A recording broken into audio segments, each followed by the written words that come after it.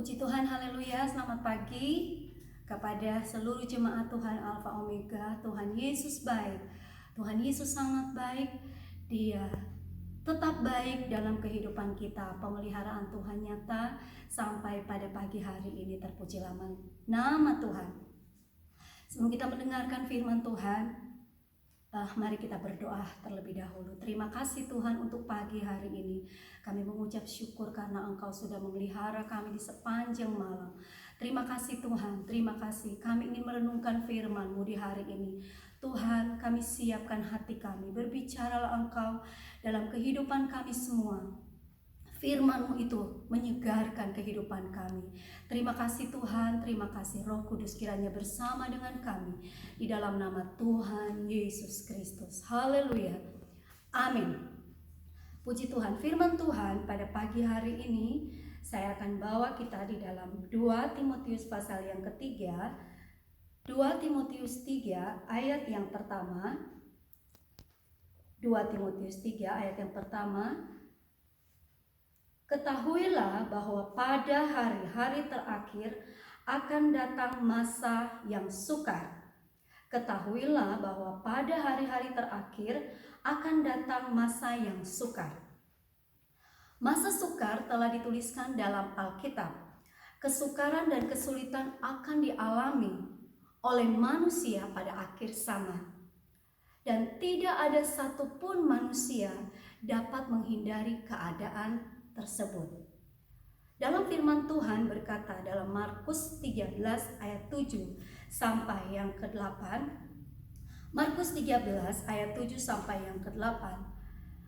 Dan apabila kamu mendengar deru perang atau kabar-kabar tentang perang, janganlah kamu gelisah. Semuanya itu harus terjadi, tetapi itu belum kesudahannya. Ayat yang ke-8. Sebab bangsa akan bangkit melawan bangsa dan kerajaan melawan kerajaan. Akan terjadi gempa bumi di berbagai tempat dan akan ada kelaparan. Semua itu barulah permulaan penderitaan menjelang zaman baru.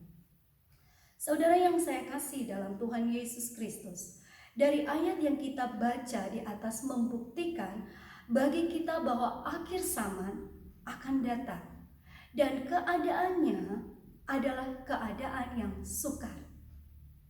Yesus berkata, itu semuanya akan terjadi, tetapi itu belum kesudahannya. Dari semuanya itu baru permulaan penderitaan atau sengsara. Kesukaran-kesukaran yang dialami oleh manusia pada hari-hari ini tidak sebanding dengan kesukaran-kesukaran nanti. Apakah di antara kita pernah meminta kesukaran, meminta penderitaan, meminta sengsara, kesulitan, dan lain sebagainya? Tentu tidak. Kita tidak meminta kesukaran. Hari-hari ini bangsa-bangsa sedang mengalami yang namanya kesukaran itu. Bangsa yang kita cintai mengalami, dan kita juga mengalami. Saudara yang saya kasih dalam Tuhan Yesus Kristus, mengikuti berita hari-hari ini yang kedengaran adalah kesulitan, kesukaran. Banyak manusia menjadi korban, baik karena bencana alam, baik karena kelaparan, karena perang, dan karena penyakit.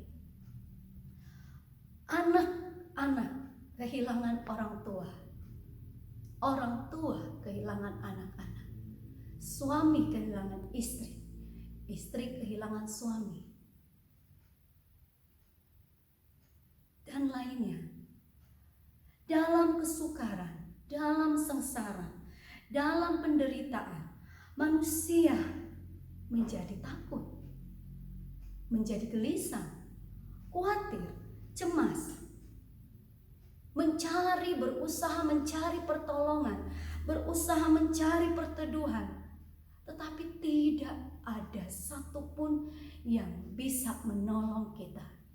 Tidak ada satupun yang bisa melindungi kita.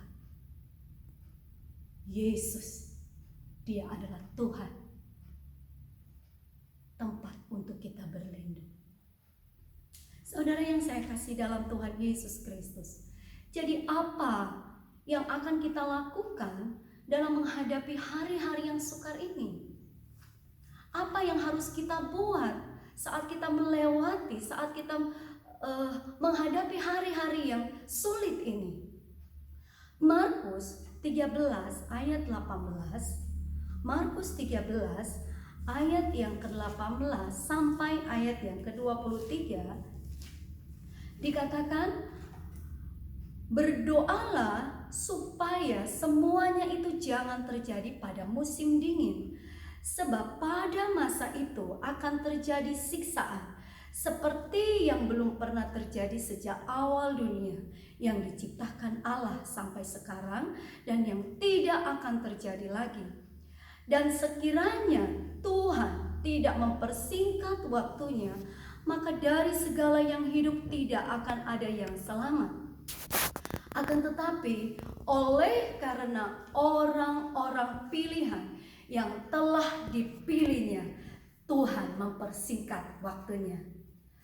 Pada waktu itu, jika orang berkata kepada kamu, lihat Mesias ada di sini, atau lihat Mesias ada di sana, jangan kamu percaya.